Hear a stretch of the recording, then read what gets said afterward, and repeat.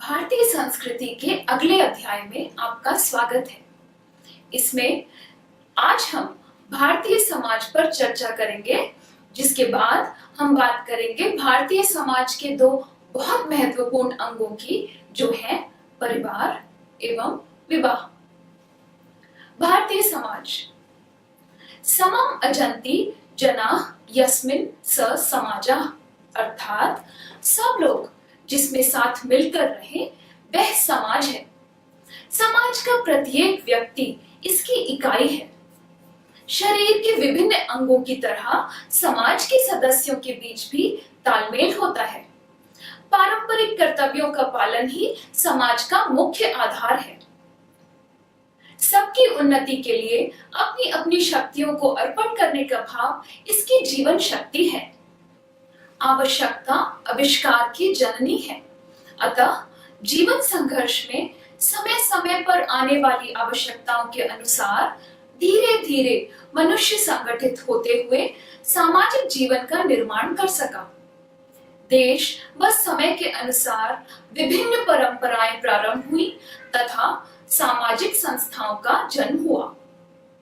मानव जाति ने विभिन्न स्थानों पर रहते हुए विभिन्न सामाजिक संस्थाओं यानी इंस्टीट्यूशंस, प्रथाओं यानी ट्रेडिशंस एवं व्यवस्थाओं यानी ऑर्गेनाइजेशंस का विकास करके ही अपनी संस्कृति का निर्माण किया है। तो जैसा कि हमने देखा कि मनुष्य के संगठित होकर समाज बनाने के कारण इस प्रकार हैं। सदस्यों में समन्वयता, पारंपरिक कर्तव्यों का पालन करने के लिए, जीवन संघर्ष की आवश्यकताओं के कारण और मानव उन्नति के लिए।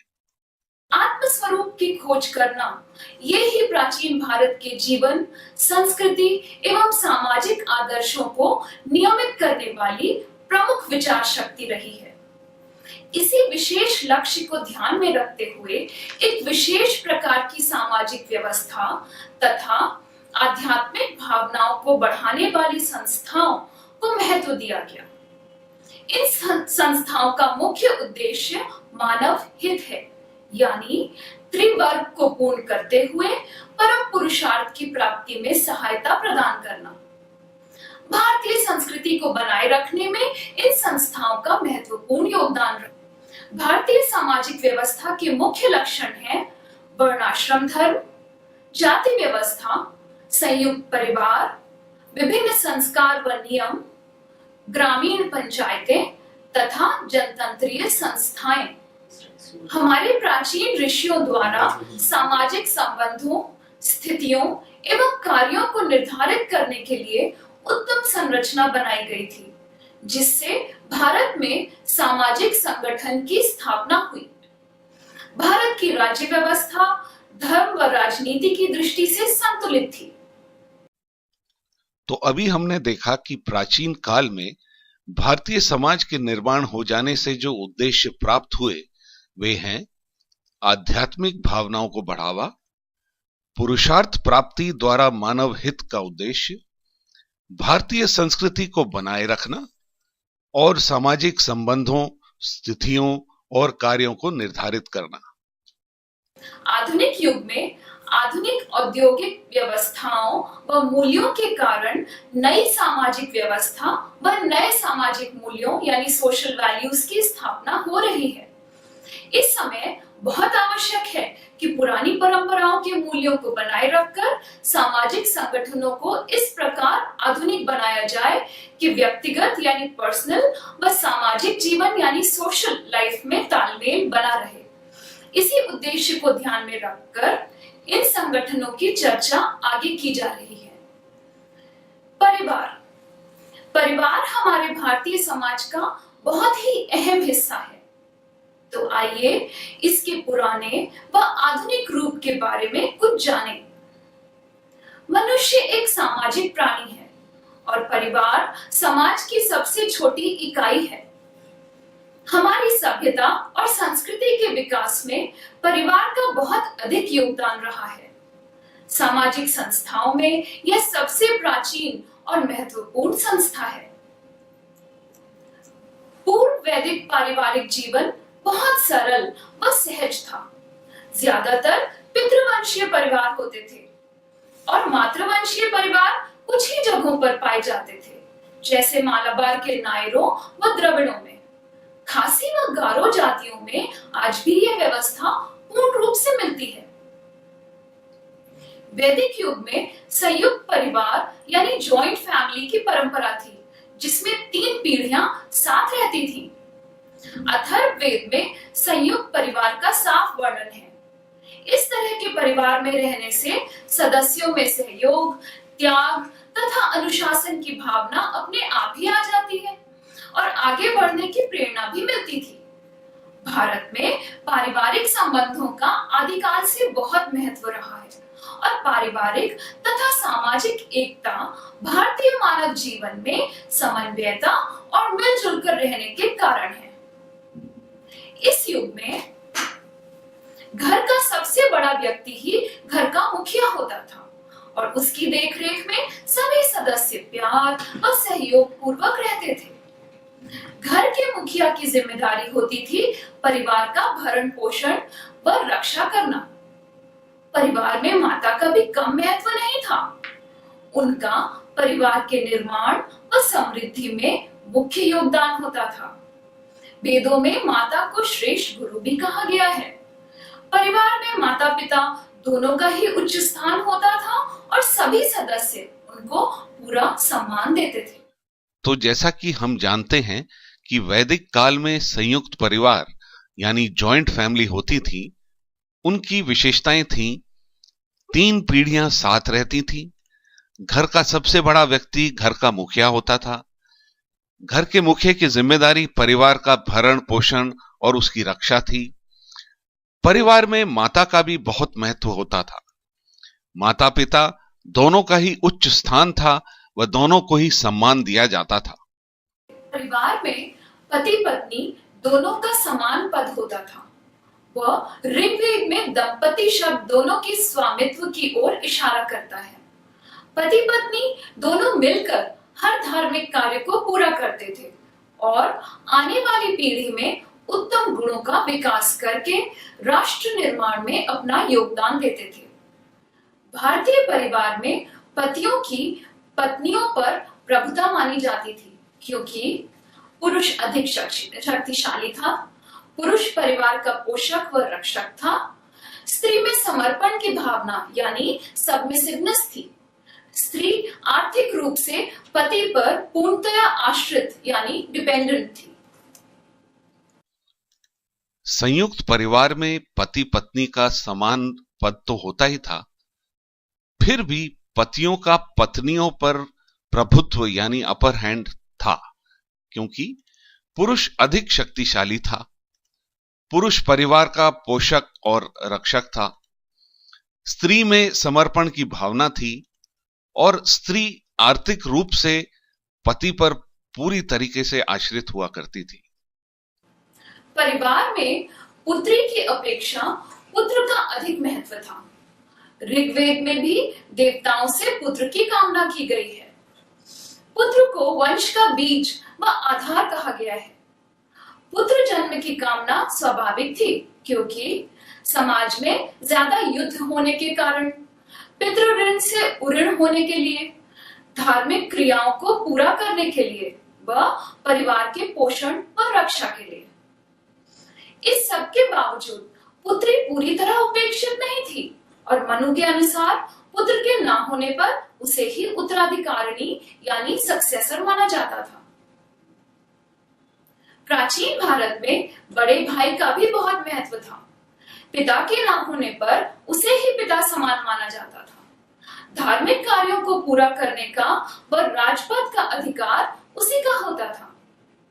उत्तर वैदिक युग में संयुक्त परिवार की परंपरा होते हुए भी पुत्र द्वारा अलग होने के कई उदाहरण मिलते हैं। जैसे जैमिनीय ब्राह्मण के अनुसार अभिप्रतारण के 4 पुत्रों ने उनकी वृद्धावस्था में संपत्ति के बंटवारे की मांग की।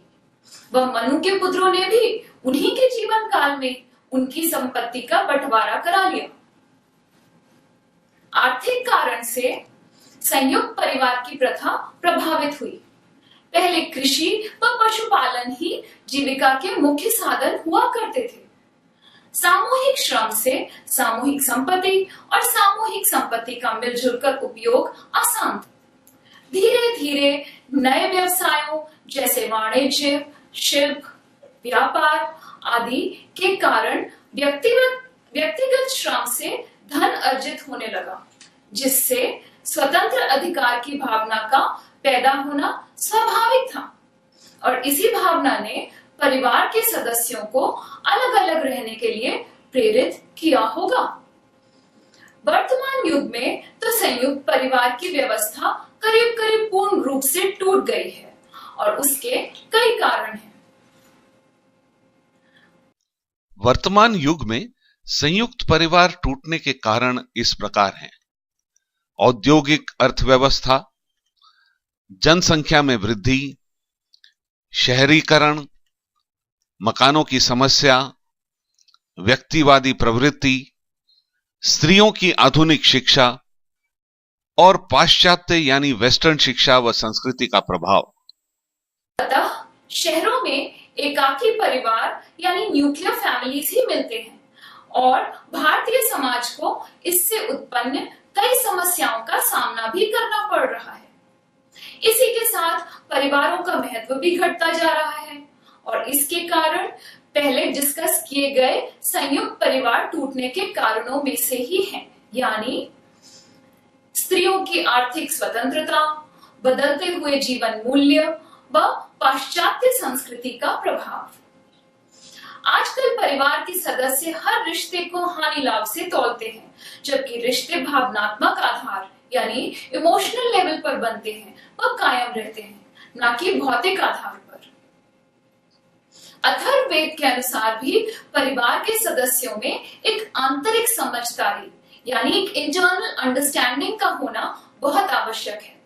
अब तो धीरे धीरे पश्चिमी व अन्य देशों को परिवार की अहमियत का आभास होने लगा है और इसी कारण वर्ष 1994 को अंतर्राष्ट्रीय परिवार वर्ष यानी वर्ल्ड फैमिली ईयर के रूप में मनाया गया।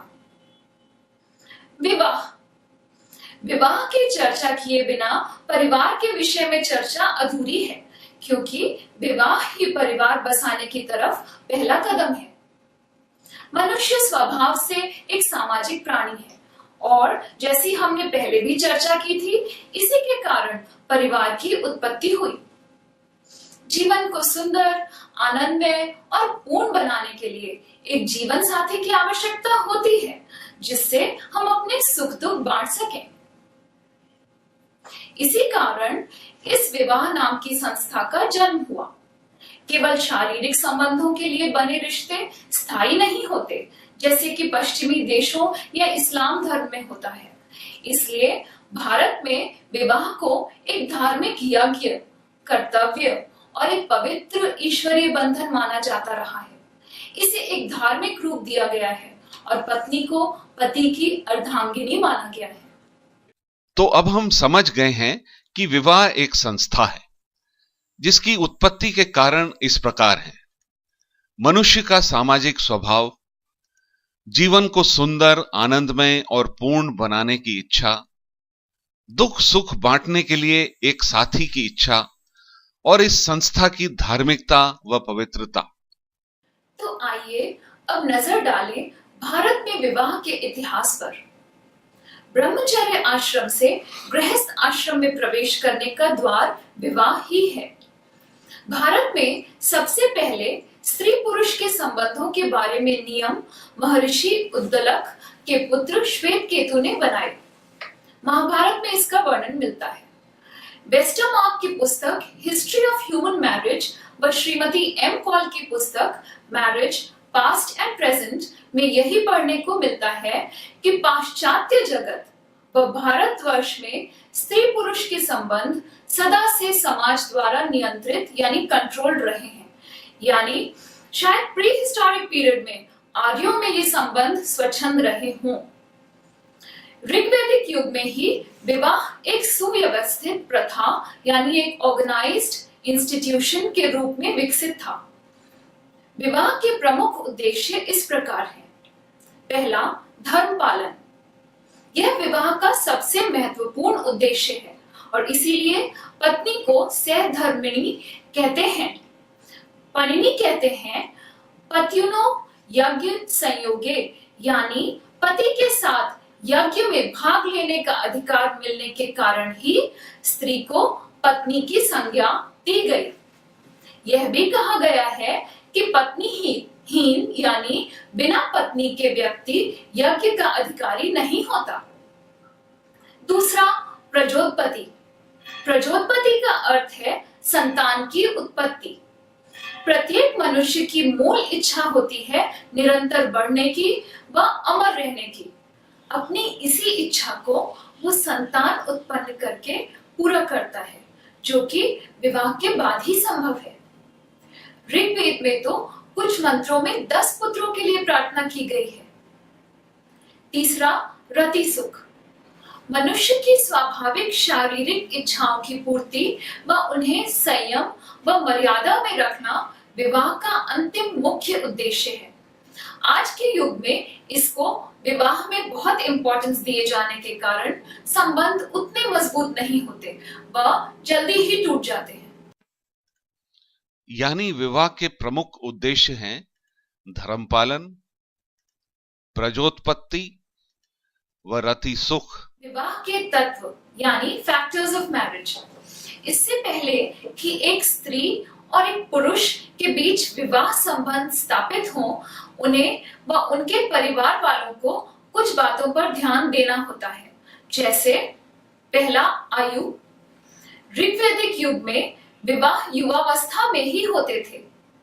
पूर्व मध्य युग तक बाल विवाह का प्रचलन हो गया था। धर्म सूत्रों व स्मृति ग्रंथों में भी इनका समर्थन किया गया है। बाल विवाह प्रथा एक अभिशाप थी व कई समाज सुधारकों के प्रयास से 19वीं शताब्दी में भारत सरकार ने शारदा एक्ट द्वारा इसको नियंत्रित कर दिया। फिर भी कुछ जातियों जैसे संथाल, मुंडा व ओराव में बाल विवाह आज भी प्रचलित हैं। दूसरा, संख्या।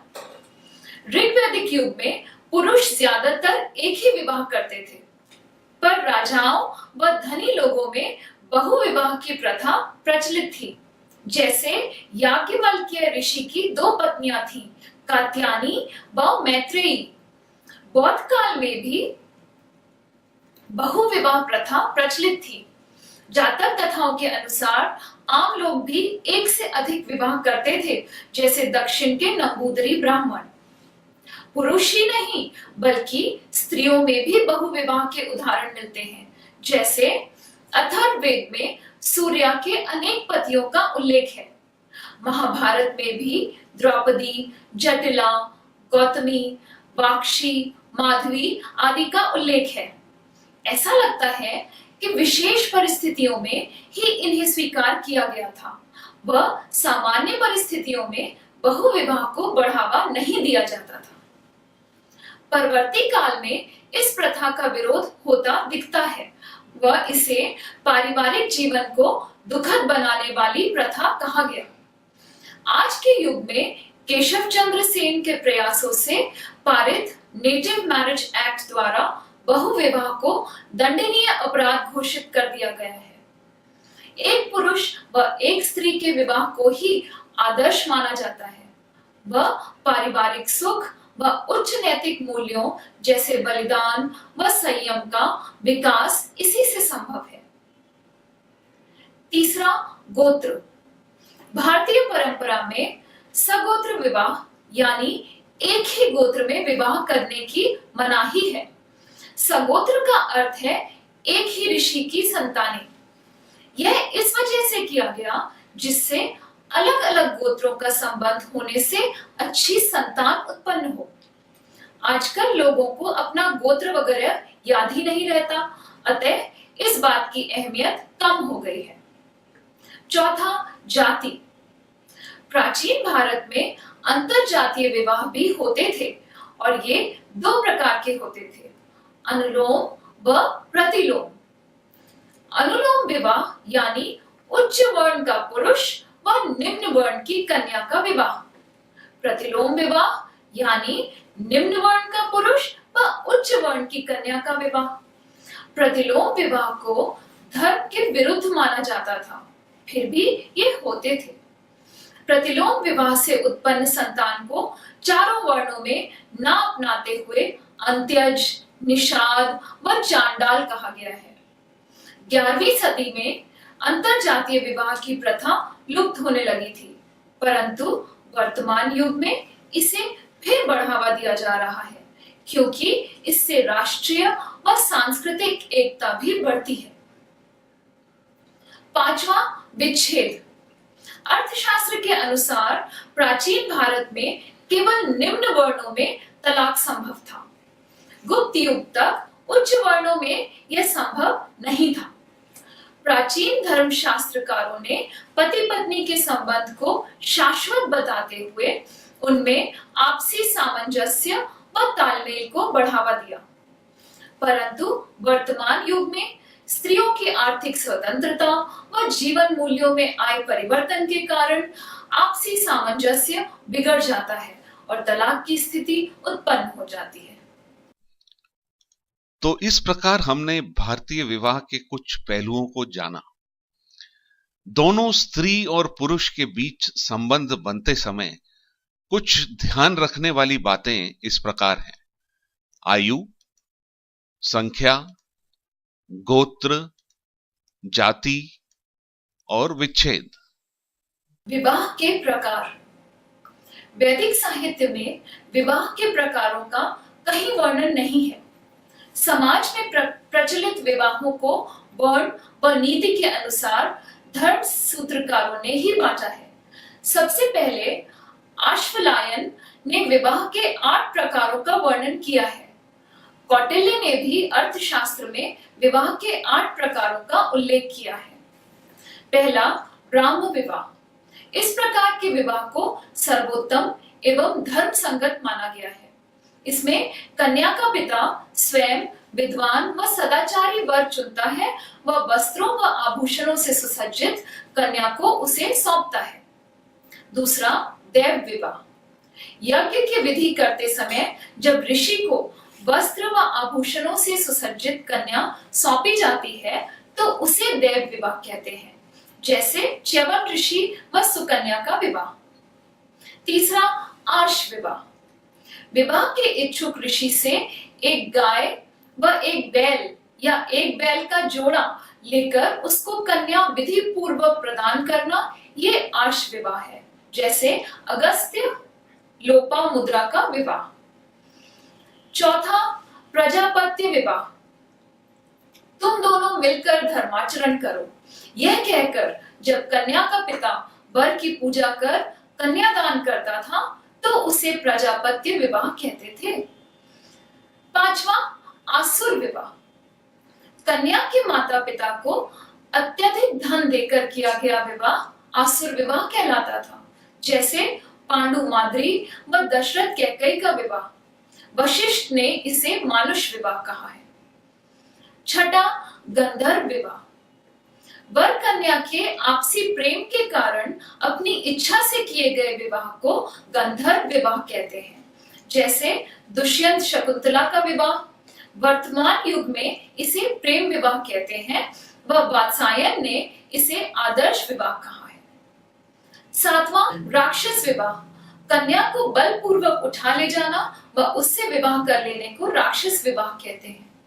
गोंडो जनजाति व बिहार के बिरहौलों में आज भी विवाह मंडप से भागने का वधू अभिनय करती है व वर उसका पीछा करता है। आठवां, पैशाच्य विवाह। काम वासना की पूर्ति के लिए कन्या को अपनाए जाने को पैशाच्य विवाह कहते हैं। याज्ञवल्क्य के अनुसार छल कपट से किया गया विवाह भी इसी श्रेणी में आता है। यह विवाह का सबसे असभ्य व बर्बरतापूर्ण स्वरूप है। आदिम युग में पश्चिमोत्तर भारत में यह पिशाच जाति में प्रचलित था। बाद में इसे अमान्य घोषित कर दिया गया। इन 8 प्रकार के विवाह के अलावा स्वयंवर की प्रथा भी पूर्व वैदिक युग में प्रचलित थी। उत्तर वैदिक काल से यह प्रथा और बढ़ी व राज परिवारों में यह अधिक प्रचलित थी। इसे गंधर्व विवाह का एक रूप भी माना जा सकता है। 11वीं शताब्दी तक स्वयंवर विवाह के उदाहरण मिलते हैं। राक्षस व पैशाच्य आदि विवाह विशेष परिस्थितियों में कन्या की मान्यता व इज्जत बनाए रखने के लिए स्वीकार किए जाते थे। अभी हमने विवाह के विभिन्न प्रकारों को समझ लिया है। आइए उन पर फिर से एक दृष्टि डाल लेते हैं। ब्राह्म विवाह, देव विवाह, आर्ष विवाह, प्रजापत्य विवाह, आसुर विवाह, गांधर्व विवाह, राक्षस विवाह और पैशाच्य विवाह। वर्तमान युग में विवाह का स्वरूप। आज के युग में होने वाले विवाह अधिकतर ब्राह्म व प्रजापत्य श्रेणी में आते हैं। शहरों में सह शिक्षा यानी को एजुकेशन व सह कार्य के कारण गांधर्व विवाह प्रचलित हो रहे हैं। कुछ जातियों जैसे संथाल, ओराव व भील आदि में आसुर विवाह अभी भी प्रचलित है। विवाह संबंधी सोच पर पाश्चात्य प्रभाव पड़ने के कारण इसमें परिवर्तन आ गया है। इसके मूल्यों व उद्देश्यों को लोग भूलते जा रहे हैं। दहेज की कुप्रथा के कारण भी विवाह एक व्यापार बन गया है। शिक्षा से जन्मे अहंकार के कारण पति पत्नी में आपसी प्रेम व त्याग की भावनाएं कम होती जा रही हैं, जिसके कारण उनका विवाह संबंध प्रभावित होता है। आधुनिक युवक युवतियों को यह समझना होगा कि आदर्श वैवाहिक जीवन के लिए विवेक, सहनशीलता, प्रेम, विश्वास व मानसिक एवं शारीरिक पवित्रता का होना बहुत आवश्यक है। काम सुख को विवाह का प्रमुख उद्देश्य न बताते हुए वैवाहिक जीवन को सुखमय और समृद्ध यानी हैप्पी एंड प्रॉस्परस बनाने व उत्तम संतान पैदा करके समाज निर्माण में अपना योगदान देना, यह ही विवाह का प्रमुख लक्ष्य होना चाहिए। तो आज बदलते समय के साथ विवाह का रूप बहुत बदल गया है। इसके कुछ प्रमुख कारण इस प्रकार हैं। पाश्चात्य प्रभाव, दहेज की कुप्रथा और शिक्षा से उत्पन्न अहंकार। आइए क्लास के शेष भाग में कुछ एक्टिविटी करते हैं। प्राचीन काल में विवाह के धार्मिक एवं सामाजिक कारणों तथा वर्तमान काल में विवाह को किन कारणों ने प्रभावित किया है, इस पर चर्चा कीजिए।